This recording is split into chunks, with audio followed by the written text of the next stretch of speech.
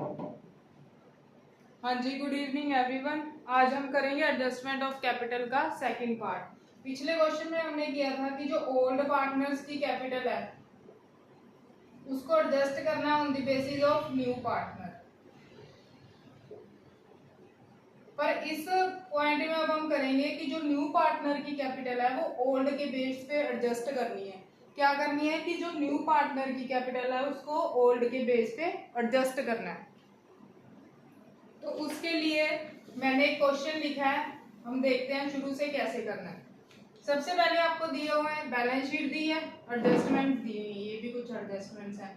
दो पार्टनर्स हैं ए और बी जिनकी रेशियो है 2:1 और उनकी न्यू प्रॉफिट शेयरिंग रेशियो भी दी हुई है 3:1, मतलब सी के आने के बाद। ये बैलेंस शीट दी हुई है, ये एडजस्टमेंट दी हुई है। देखो यहाँ पे लिखा हुआ है सी ब्रिंग्स प्रोपोर्शनेट कैपिटल, मतलब हमें बताया नहीं कि वो कितनी कैपिटल लेके आएगा। इसका मतलब है कि अब उसकी कैपिटल ओल्ड पार्टनर्स की कैपिटल के बेस पे क्या होगी, एडजस्ट होगी। तो सबसे पहले हम क्या बनाएंगे, रीवैल्यूएशन अकाउंट।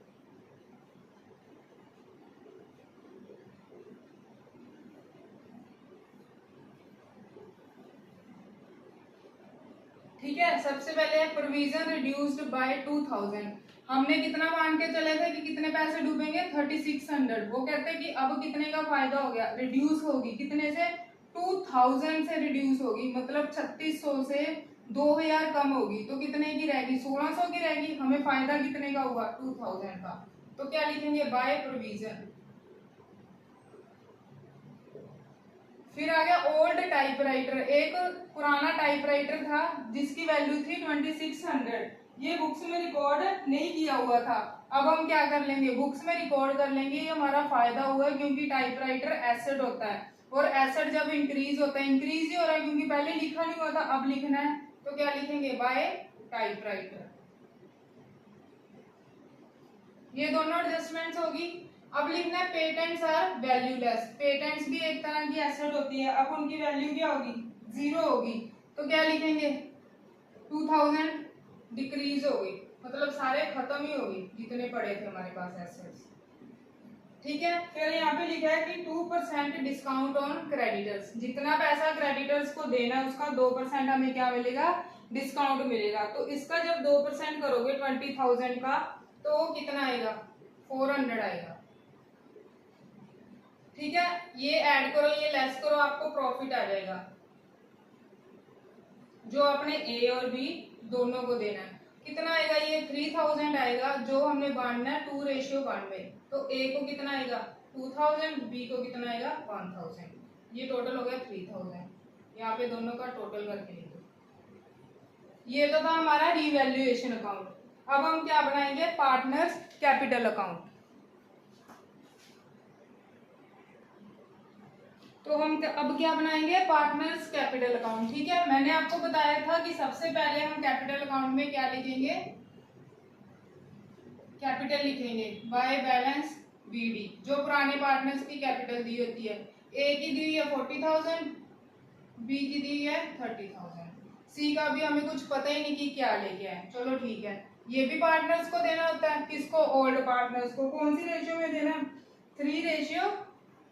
2:1 में।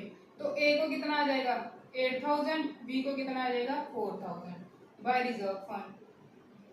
ये नहीं बांटना होता। ठीक है, इधर वाली साइड खत्म होगी, इधर से कुछ देना है, नहीं देना। और देखो क्या देना है, और देना है रिवैल्यूएशन प्रॉफिट। क्या देना है हमने, रिवैल्यूएशन प्रॉफिट देना है। ठीक है, उसके बाद गुडविल लेके आया, वो यहाँ पे दी हुई थी, मैंने क्वेश्चन में लिखना रह गया कि सी 10,000 गुडविल लेके आया था। क्या लेके आया था, 10,000 गुडविल। ये किसको देनी है, ये ए और बी को देनी है सैक्रिफाइसिंग रेशियो में। बाय क्या लिखेंगे, प्रीमियम फॉर गुडविल अकाउंट। क्या लिखेंगे, by premium for goodwill account. तो अब जब आप सैक्रिफाइसिंग रेशियो निकालोगे, आप देखोगे कि सी के आने से सिर्फ ए ही सैक्रिफाइस कर रहा है, बी सैक्रिफाइस नहीं कर रहा। तो सारी की सारी गुडविल किसको मिलेगी, ए को मिलेगी। दोबारा सुन लो, ये प्रीमियम फॉर गुडविल जो सी लेके आया, हम ए और बी दोनों को देंगे। ठीक है, पर अगर दोनों सैक्रिफाइस कर रहे हैं, पर जब हमने सैक्रिफाइसिंग रेशियो निकाल ली तो क्या होगा, सिर्फ ए ही सैक्रिफाइस कर रहा है, बी सैक्रिफाइस नहीं कर रहा, जिसकी वजह से हम सारी की सारी गुडविल किसको दे देंगे, ए को दे देंगे। तो ये कुछ हो गई, सॉरी यहाँ पे रिवैल्यूएशन प्रॉफिट डालना रह गया। ए को कितना आया था 2000, बी को कितना आया था 1000, ये सारा कुछ डाल दिया। अब आप ये देखो, श्री ब्रिंग्स प्रोपोर्शनेट कैपिटल, ये लिखा हुआ है।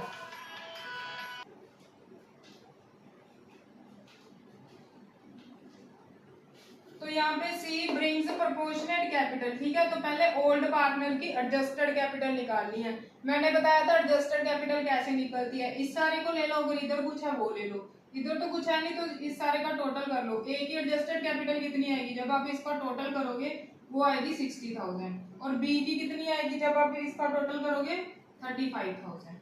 इन दोनों का क्या कर दो, टोटल कर दो, ठीक है। आपको क्वेश्चन में दिया हुआ है कि सी का शेयर कितना है, सी का शेयर है 1/6। कितना शेयर है सी का 1/6, बाकी पीछे कितना रह गया 5/6। ये किसका हो गया, ए और बी का, ठीक है। तो ये एडजस्टेड कैपिटल आ गई दोनों की, और इसको उनका जो रिमेनिंग शेयर है सी के आने के बाद जो उनको देना है उसके रेसिप्रोकल से हमें क्या करना है ना, मल्टीप्लाई कर देना है। देखो इतना ये समझ आ गया, उसके रेसिप्रोकल से हमने क्या कर देना है, मल्टीप्लाई कर देना है। ये आएगा 1,14,000, मतलब अब ये न्यू कैपिटल आ गई, क्या आ गई, न्यू कैपिटल। ये किस किस को देनी है, ये तीनों पार्टनर्स को देनी है, ए बी और सी। किस किस को देनी है, ये तीनों पार्टनर्स को देनी है। एडजस्टेड कैपिटल निकाल लो, ए की बी की निकाल ली, दोनों को प्लस कर दो। सी का शेयर, टोटल शेयर मान लो, तो उसमें से निकाल के पीछे कितना रह गया 5/6। इसका रेसिप्रोकल करके क्या आ गई, टोटल कैपिटल आ गई फर्म की, ठीक है। अब इसको नई रेशियो में बांट दो। कौन सी थी नई रेशियो,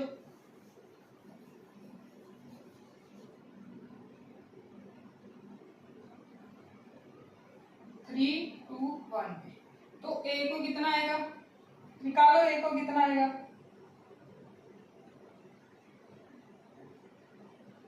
सी को कितना आएगा, सी को इसका 1/6 आएगा, मतलब 19,000 आएगा। ए को आएगा 19,000 इंटू 3,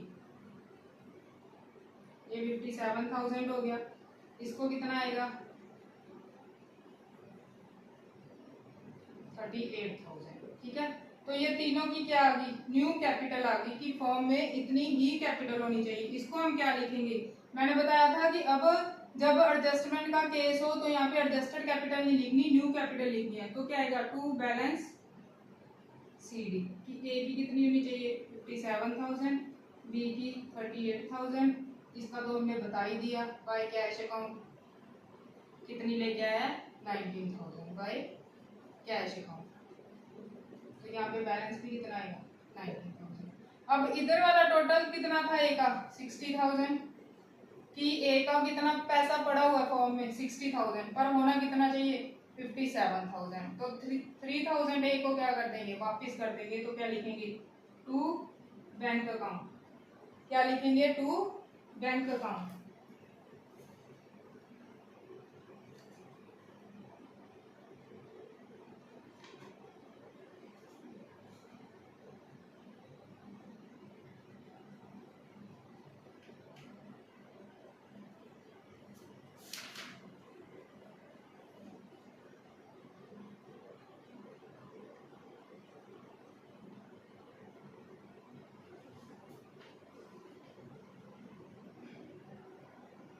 ये एक बार दोबारा सुन लो, उल्टा हो गया।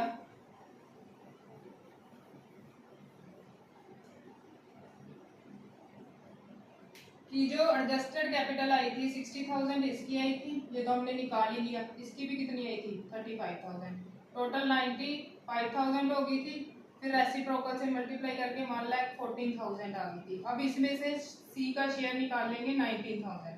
हमने सिर्फ यहीं तक सम रखना है क्योंकि हमने सिर्फ सी की कैपिटल ही निकालनी है, बाकियों की तो दी हुई है। तो हमने निकाल लिया, वो कितना पैसा लेके आया 19,000। तो ये इधर ये तो हमने कर ही लिया था, ये इसका 60,000 आएगा, इसका आएगा 35,000, ठीक है। ये 19,000 आ गया, शायद कैलकुलेशन में कोई गड़बड़ी होगी। तो ये सारा आपका सम हो गया, इसका टोटल कर दो। दोबारा सुन लो, जब पुराने पार्टनर्स के बेसिस पे नए पार्टनर की कैपिटल को एडजस्ट करना है तो क्या निकालना है, कैपिटल अकाउंट बना लेना है। पुराने पार्टनर्स को जो देना है दे दो, इधर अगर कुछ लेने वाला ले लो, एड लेस करके मान लो इधर था 60,000, अगर मान लो यहाँ पे कुछ भी होता है 10,000 तो 50,000 एक ही एडजस्टेड कैपिटल थी। ऐसे ही इधर ही था क्रेडिट था, इधर नहीं था तो 35,000।